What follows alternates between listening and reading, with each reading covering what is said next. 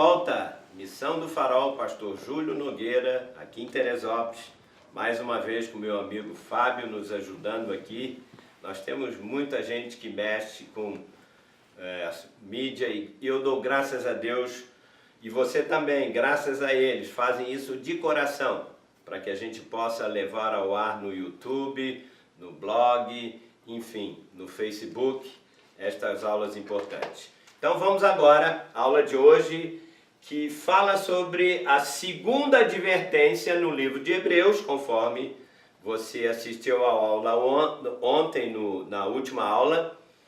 Se você está pegando agora, por acaso, essa aula, eu sugiro que você interrompa e vai ouvir a aula anterior, que está lá, é a aula de número 12, ok? Porque nós temos uma sequência, ok? Então vamos lá. A segunda advertência do livro de Hebreus, você já sabe pelo contexto, né? O povo hebreu que havia se convertido estava sofrendo pressão para voltar à prática do judaísmo, e se eles fizessem isso, segundo Paulo, ele está argumentando aqui pela segunda vez de que eles tinham que prosseguir, não perder o rumo, ou seja, seguir ao Cristo crucificado, seguir a vida da igreja, ter comunhão com os irmãos. Ele chega até a dizer: não abandoneis a vossa congregação. Era por causa disso, eles estavam indo para o judaísmo e eles não podiam perder a comunhão com os irmãos. Então hoje a segunda advertência eu vou ler no livro de Hebreus, capítulo 3, eu vou ler do versículo 14 até o 19, e depois eu vou a Hebreus 4, né, do versículo 1 até o versículo 11. E essa advertência, essa segunda advertência aqui, diz que, você já vai ler, eu vou ler, e você vai ver que ele faz a mesma comparação, que nós não podemos, dessa vez, perder o descanso sabático. Esse é o tema. Não perca o descanso sabático prometido, né? Mas que descanso sabático é esse? Vou explicar já já. Mas, segundo o texto que nós vamos ler, nós temos que nos esforçar para entrar nesse descanso sabático. Eu tenho que usar a frase que está na Bíblia. Por que eu tenho que me esforçar para entrar? Porque ele diz: a fim de que ninguém caia segundo o mesmo exemplo de desobediência do povo de Israel. Então vamos lá. Como eu disse, é um livro de comparações, comparando a velha aliança com a nova aliança e dizendo: não perca o rumo, abandona a prática dos rituais da velha aliança e vamos entrar no descanso. Eu vou ler aqui nesse texto que eu falei, Hebreus 3, de 14 a 19, depois vou pular para o capítulo 4, que é a mesma sequência, e vou ler do versículo 1 ao 11. Quando diz aqui entrar no descanso, esse entrar no descanso você vai ver pelo contexto e pelo livro todo, que é primeiro entrar no descanso, que é viver a vida da igreja. A igreja do Senhor tem que ser um lugar de descanso. Não um lugar onde, se você vai numa igreja em que ali você não descansa a sua alma, o seu espírito, e isso através da comunhão dos irmãos, de ouvir a palavra, de orar, não abandone isso. Entrar nesse descanso. Mas também você vai ver que o texto fala sobre um segundo descanso, que é o reino milenar. A era da igreja, nós temos, vamos dizer assim, desde que de Adão até a volta de Cristo, vão compor 6.000 anos. Você tem que contar a época do povo de Israel e a era da igreja. Então, quando completarem os 6 dias, é uma comparação dos 6 dias da criação, em que o Pai descansou em que dia? No 7º dia. Esse descanso do 7º dia, paralelamente, significa para nós hoje que depois da era da igreja vem a era do reino milenar, que é o descanso do reino milenar. 1000 anos reinando com Cristo aqui na terra, na era do milênio. Então, descanso significa viver adequadamente na vida da igreja com os irmãos. Se você assiste apenas culto, você está errado. Você tem que ter relacionamento. Não abandone isso. Segundo, quem abandona a vida da igreja, não cresce e amadurece, não vai entrar na era do reino milenar. É uma condição. Depois você vai entender com as outras 3 advertências. Então vamos lá. Hebreus 3,14. Porque nos temos tornado participantes de Cristo. Nós somos parte da vida dele, porque ele entrou em nós. Se de fato, olha só, que coisa, mais comparações, você vai ver. Se de fato guardamos até o fim a confiança que desde o princípio tivemos. Você vai ver aqui, ó. Olha que Paulo ele não usava meias palavras. Olha, se de fato você guardar até o fim a confiança que você tem, o relacionamento com Cristo, com a igreja, esse relacionamento espiritual, o que vai acontecer? Ele explica, usando para os hebreus, fatos que aconteceram com o povo judeu. Olha só, agora, diz assim, enquanto se diz, isso aqui agora é uma referência ao Velho Testamento. Hoje, se ouvirdes a sua voz, não endureçais o vosso coração, como foi na provocação. Eles estavam entendendo muito bem, porque isso era uma referência ao povo de Moisés. Se você quer a referência que Paulo estava usando, isso é Números, capítulo 14, que vai do versículo 1 até o versículo 35. Veja, é um livro de argumentação para não perder a vida da igreja e a vida do reino milenar, usando para os hebreus o quê? A experiência deles, o Velho Testamento. Abandone o judaísmo. Ou você fica com o judaísmo e os rituais, ou você vai perder o reino milenar. Hoje, se ouvir a sua voz, não endureçais o vosso coração como foi na provocação. Que isso? Ora, quais os que tendo ouvido se rebelaram? Ele está falando sobre o fato do povo de Israel. Ele explica agora. Não foram de fato todos os que saíram do Egito por intermédio de Moisés? Sim, nós sabemos. Saímos do Egito. Moisés nos libertou e nos encaminhou para o quê? Para a terra prometida. A terra da promessa é o reino milenar também. Guarde isso. Mas olha o argumento deles. Vocês saíram do Egito por intermédio de Moisés, não foram?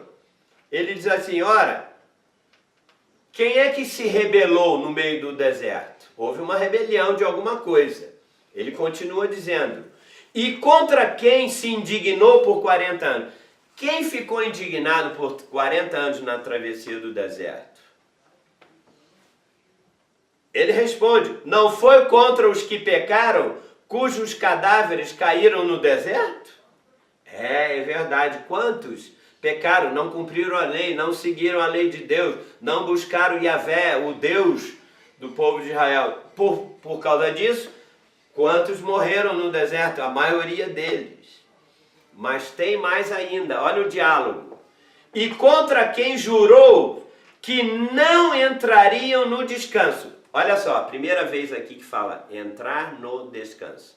Sabe quantas vezes? Tem 12 vezes que o Paulo está argumentando. Olha, eles não entraram no descanso da terra prometida.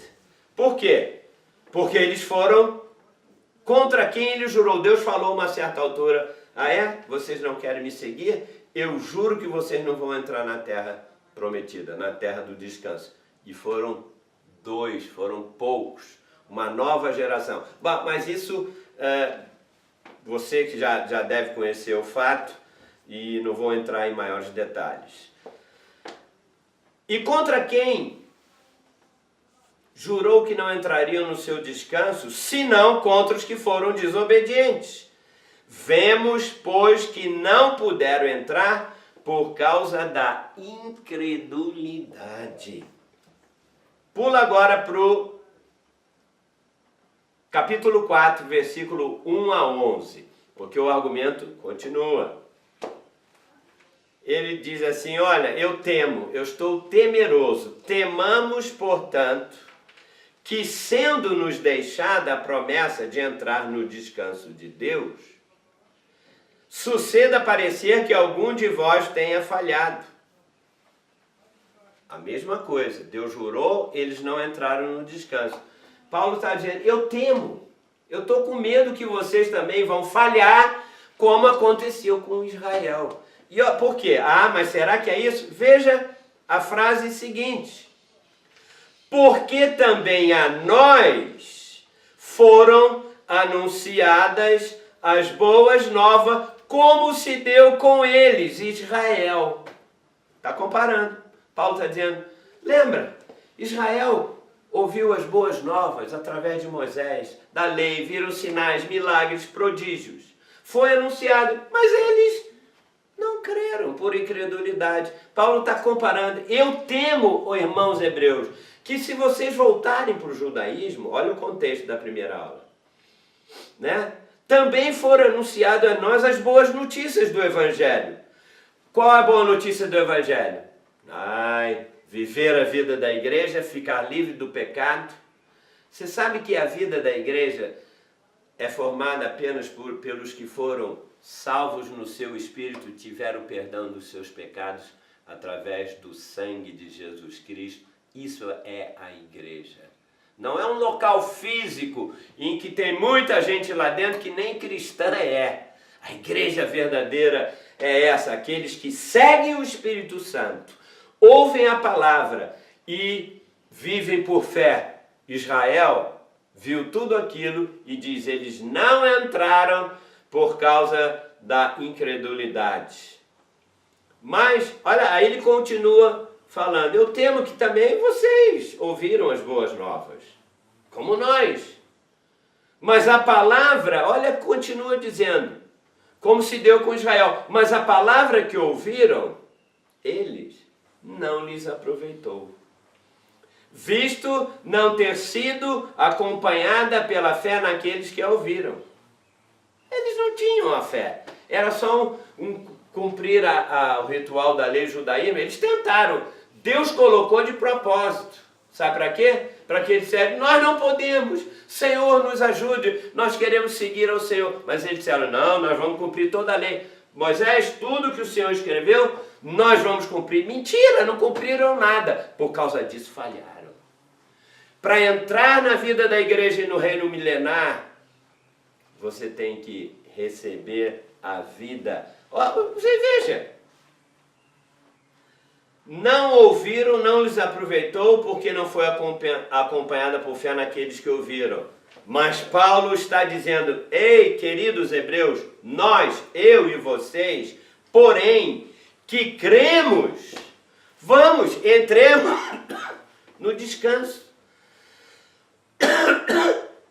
Terceira vez que ele fala entrar no descanso. Agora, ele disse, como que eu entrar no descanso? Ele pega novamente um outro texto de Salmo 95, versículo 11, e é o mesmo texto de Números 14, Paulo escreve, porque eles não tinham o Novo Testamento. Eles usavam o Velho Testamento para aplicar as verdades. Nós, porém, que cremos, entramos no descanso conforme Deus tem dito. 2 pontos. Salmo 95, 11 diz, assim jurei na minha ira, não entrarão no meu, 4 vezes, entrar no descanso. Não entrarão no meu descanso.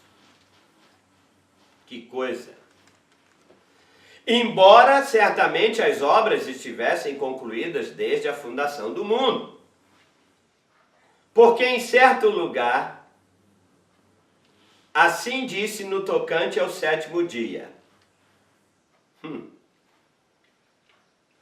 Ele agora pega Gênesis capítulo 2, no versículo 2. Veja, Paulo tinha, para escrever isso, tinha que entender muito o Velho Testamento. E ele disse: e descansou Deus no 7º dia de todas as obras que fizera. E novamente no mesmo lugar. Agora ele está pegando o Salmo 95, versículo 7 e 8. Ele pegava os Velhos Testamentos, juntava os textos, comparava e dizendo: gente, lembra que Deus falou, não entrarão no meu descanso? 4, 5, tem 12 referências aqui. Ah, isso é coincidência. Não. Ei, abra o seu coração e o seu ouvido. Abra os seus olhos espirituais. Porque você nunca vai perder a sua salvação, mas pode perder o reino. E lembre-se que todas as advertências têm a ver com uma promessa, e se não cumprir a promessa, vai ter o quê? Uma punição severa. A missão do Farol serve para isso, para alertar você, alertar o povo de Deus, para você viver uma vida autêntica na igreja e principalmente quando Jesus voltar, o que está muito rápido e muito breve, nós vamos começar a viver esse descanso sabático que é o reino milenar.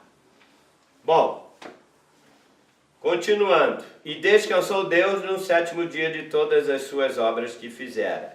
E novamente no mesmo lugar, ou seja, ele é uma referência do Salmo 95, versículo 7 e 8, ele diz: 6ª vez, não entrarão no meu descanso.